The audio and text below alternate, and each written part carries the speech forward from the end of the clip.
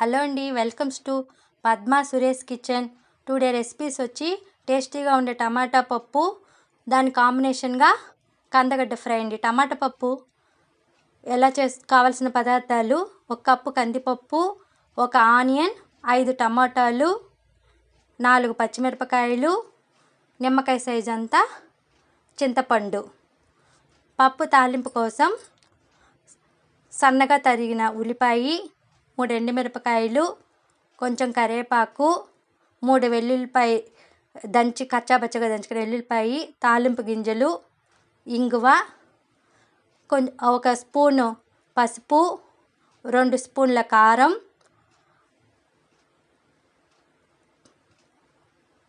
టేస్ట్కి తగినంత సాల్ట్.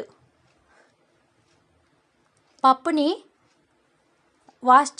బాగా వాష్ చేసుకొని హాఫ్ అన్ అవర్ నానబెట్టుకోవాలి. అప్పుడు పప్పు బాగా బాయిల్ అవుతుందండి. హాఫ్ అన్ అవర్ నానిన తర్వాత గిన్నెలో వాటర్ పోసుకొని నానబెట్టిన పప్పుని ఈ వాటర్లో వేసుకొని ఉడుకుతున్నప్పుడు 1 స్పూను పసుపు, 4గా కట్ చేసుకున్న ఉల్లిపాయ, 4 పచ్చిమిరపకాయలు వేసుకొని బాగా బాయిల్ చేసుకోవాలండి. పప్పు ఉడికిన తర్వాత సగంగా పప్పు ఉడికిన తర్వాత టమాటా ముక్కలు యాడ్ చేసుకోవాలి. టమాటా పప్పు ఉడికిన తర్వాత మనం చింతపండుని కలుపుకోవాలి.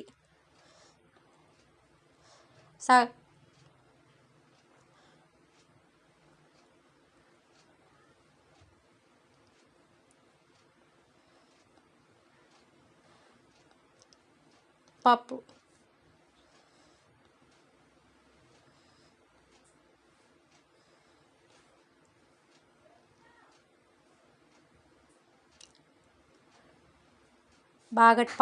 టమాటా బాగా ఉడికిన తర్వాత దాంట్లో ఉన్న వాటర్ని వడకట్టుకోవాలి. దాంట్లో సాల్ట్ వేసుకొని, కారం వేసుకొని పప్పు బాగా మెదుపుకోవాలండి. పప్పు గుత్తుతో పప్పు బాగా మెదుపుకోవాలి. మెదిపిన తర్వాత పప్పు తాలింపు పెట్టుకోవాలండి. 4 స్పూన్ల ఆయిల్ వేసి తాలింపు గింజలు,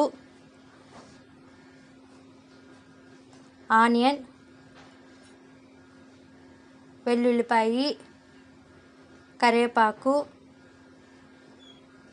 3 ఎండుమిరపకాయలు,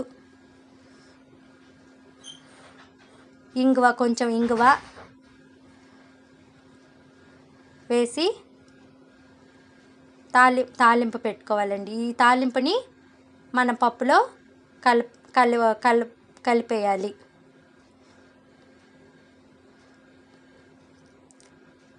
అంతేనండి, టేస్టీగా ఉండే టమాటా పప్పు రెడీ అండి.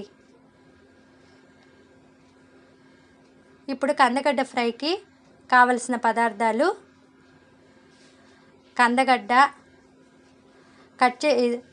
కందగడ్డని బాగా తొక్కంతా బాగా పీల్ చేసుకొని,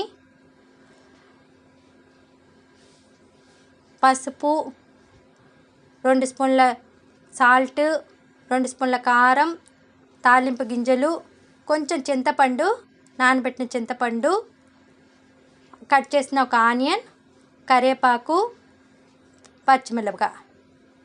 ఇప్పుడు ఈ కందగడ్డని బాగా స్లైస్లుగా కట్ చేసి నీళ్ళల్లో వేసుకోవాలండి. లేకపోతే కందగడ్డ మనకి డార్క్గా వచ్చేస్తుంది.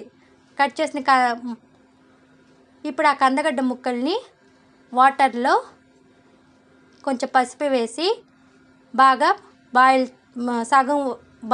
సగం వరకు ఉడకపెట్టుకోవాలి. కందగడ్డని సగం ఉడికిన తర్వాత ఇప్పుడు కందగడ్డ సగంగా ఉడికిన తర్వాత దాంట్లో సాల్ట్, 1 స్పూన్ సాల్ట్, 2 స్పూన్ల కారం,